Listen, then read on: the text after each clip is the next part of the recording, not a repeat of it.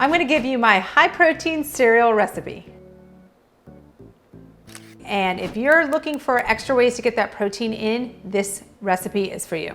Okay, so first I take my yogurt. I love sheep yogurt, but you really can use any yogurt. Sheep yogurt is just wonderful flavor, but it's also great for those that can't tolerate, lactose.